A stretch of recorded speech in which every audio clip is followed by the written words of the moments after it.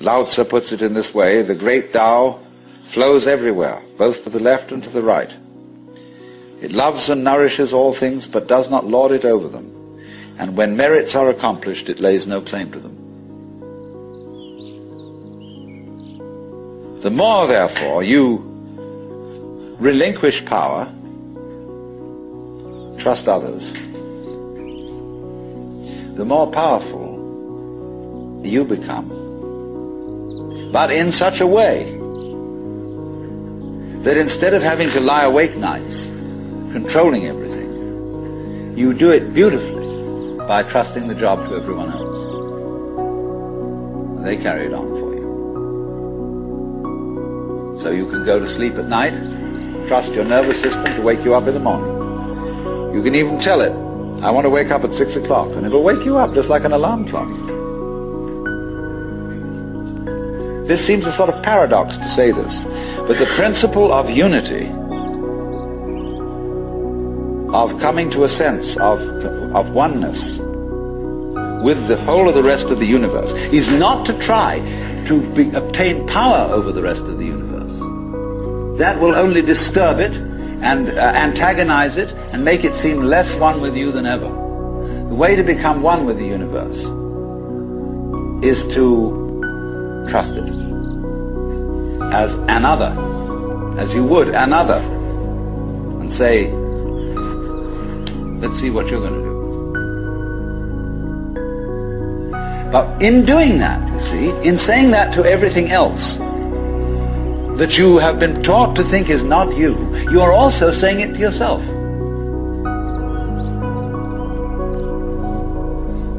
Because finally, as I pointed out, you do not know where your decisions come from. They pop up like hiccups. And when you make a decision, people have a great deal of anxiety about making decisions. There's this guy farmer, who ordered a help man to come in, and found he was an extraordinarily efficient worker, because the first day he put him on sawing logs, and he sawed more logs than anybody had ever sawed. It was fantastic. But they were all done in one day. So the next day he put him on to mending fences, and there were all kinds of broken fences around the farm. In one day he had the whole thing done. So he thought, what am I going to do with this guy?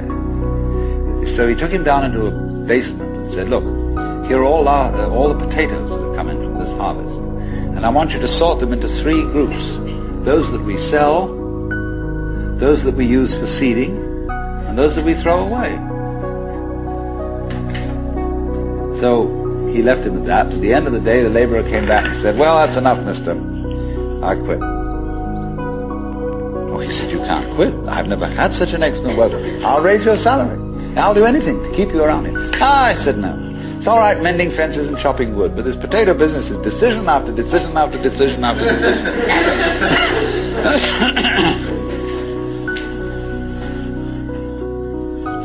So when we decide, we're always worrying, did I think this over long enough? Did I take enough data into consideration?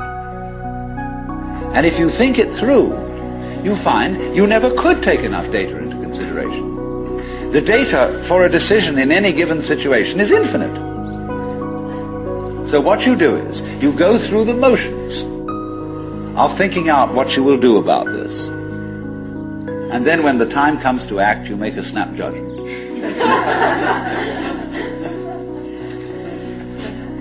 I mean, I'm speaking a little extremely, making some fun of it and so on, because after all, we do occasionally get the vague outlines of things and make a right decision on rational grounds. But we fortunately forget the variables that could have interfered with this coming out right.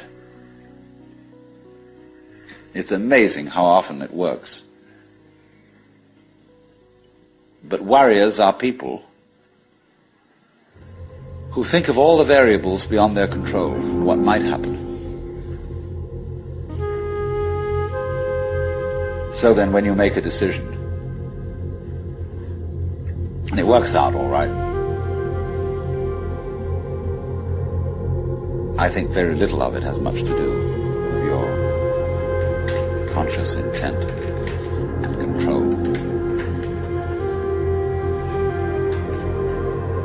But somehow or other, you are able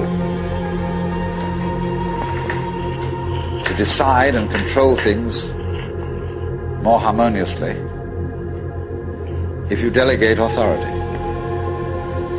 That's why very great businessmen are those who can delegate authority. Trust others to work for them. Because those are people developing businesses on the same basic structure that is fundamental to a living organism. Delegation of authority. It loves and nourishes all things, but does not lord it over them. And you see, then, what is happening is this. The more you let go of it and trust it, as if it were quite other than you,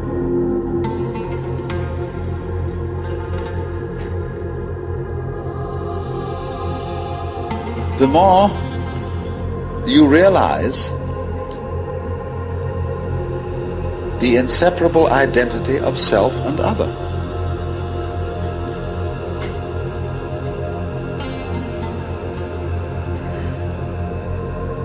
To go back, if you try to find the identity of self and other by subjecting other to self, no go. If, on the other hand, you find it through giving self, that is control, over to other, and trusting that, you may make a mistake. You may make a bad gamble. But in the long run, you're acting on a principle which has the backing of evolution. This is the way biological evolution goes on. Constant delegation of authority.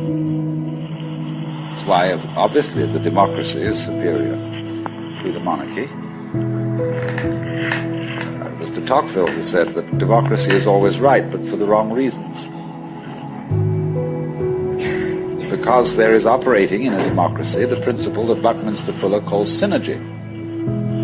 Synergy is the intelligence of a highly complex system, the nature of which is always unknown to the individual members.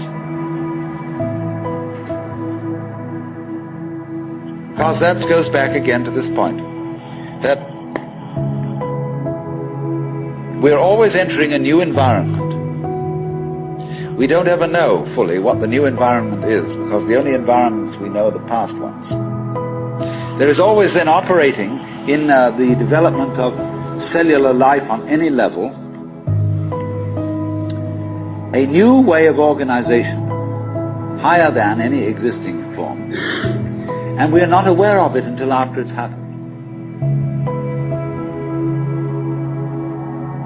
If you ever saw, for example, the film Kon-Tiki, this man figured out a few things as to how to make a balsa wood raft to sail from South America to the Pacific Islands. But once he had set this in motion, he discovered that all sorts of unexpected factors cooperated with him. That when the wood got wet, it expanded so that the ties bit into it and held it completely secure. He'd never expected that. And he found that as he sailed along, a flying fish would simply alight flat on the deck every morning for breakfast. That all kinds of natural factors, it was just, he'd touched a key where he was flowing with the course of nature, and everything cooperated with him. Because he had touched the key, he had made the act of faith. And he was just picking up, in other words, a practice which had been hundreds and hundreds of years ago, had been followed by others who had worked it out by their great ecological awareness.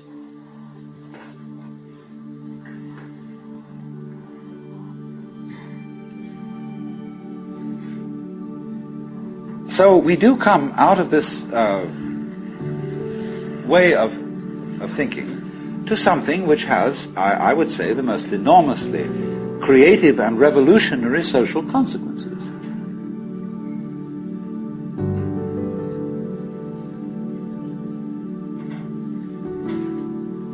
That it has become not virtuous, not self-sacrificing, not anything like that. It has become the hardest practical politics to let go control to others, to give up trying to dominate the scene.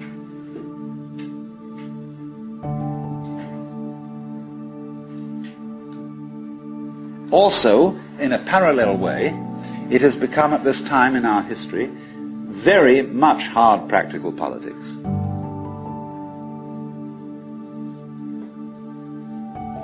To learn how to enjoy ourselves. You can go to the Protestant people with their Protestant ethic who are against this kind of thing, and now say to them with great glee, it is your solemn duty to learn how to enjoy yourselves. Why? Because in an age of leisure, people have really got to know how to enjoy themselves. Because if they don't, they'll smash the whole future of the human race.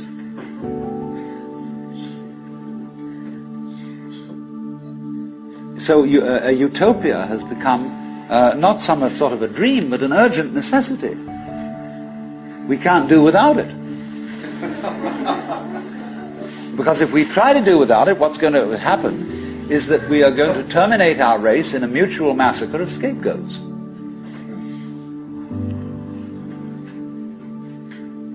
And so the present paranoia in the United States that is going on, where everybody is thinking up a new scapegoat and how great it will be to demolish them or get them out of power.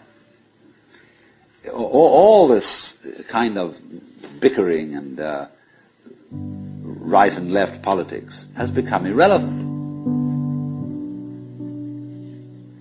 because we now have the opportunity of trusting our own intelligence, our own technology,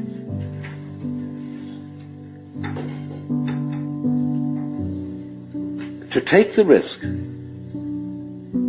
of doing what we want, which will work to the extent that we realize that what I want, basically, what I really want is what you want. And I don't know what you want. It surprised me.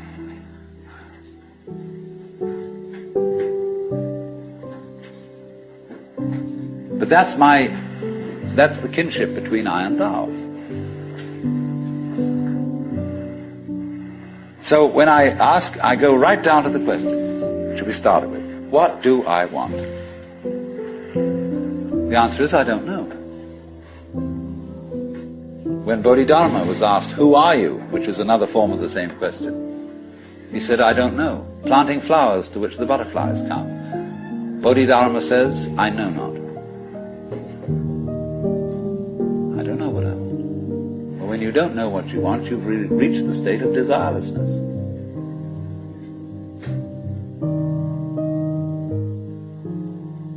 When you really don't know. But you see, there's a beginning stage of not knowing and there's an ending stage of not knowing. In the beginning stage, you don't know what you want because you haven't thought about it, or you've only thought superficially. And then when somebody forces you to think about it and go through and say, yeah, I think I'd like this, I think I'd like that, I think I'd like the other, that's the middle stage. Then you get beyond that. Say, is that what I really want? In the end you say, no, I don't think that's it. I might be satisfied with it for a while, and I wouldn't turn my nose up at it. But it's not really what I want. Why don't you really know what you want? Two reasons that you don't really know what you want. Number one, you have it. Number two, you don't know yourself, because you never can. The Godhead is never an object of its own knowledge. Just as a knife doesn't cut itself, fire doesn't burn itself, light doesn't illumine itself. It's always an endless mystery to itself. I don't know. And this I don't know, uttered in the infinite interior of the spirit,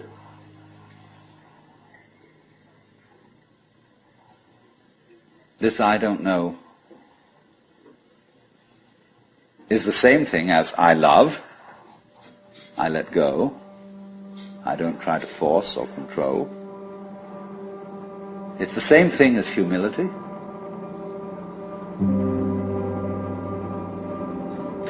And so the Upanishads say, if you think that you understand Brahman, you do not understand, and you have yet to be instructed further. If you know that you do not understand, then you truly understand. For the Brahman is unknown to those who know it, and known to those who know it not.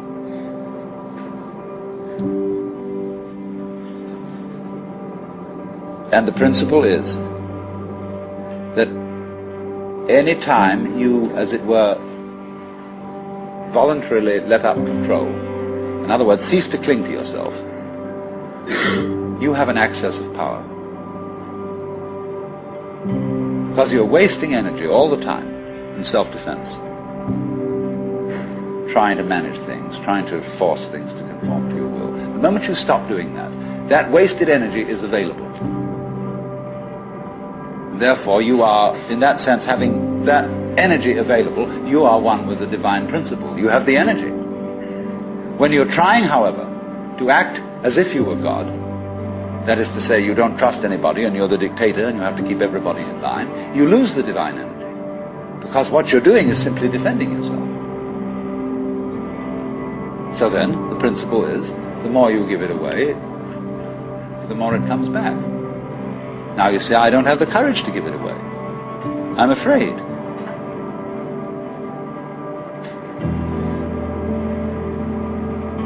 And you can only overcome that by realizing you better give it away, because there's no way of holding on to it.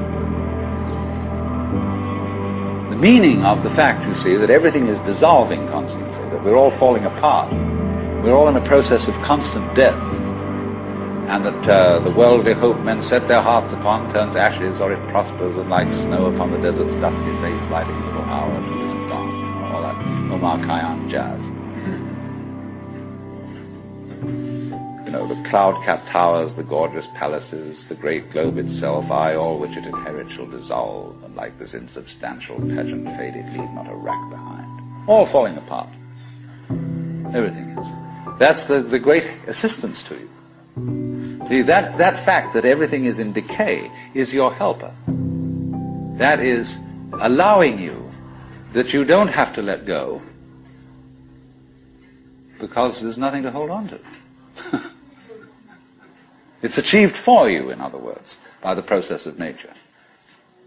So once you see that you just don't have a prayer, and it's all washed up, and that you will vanish and leave not a rack behind, and you really get with that, suddenly you find you have the power. This enormous access of energy.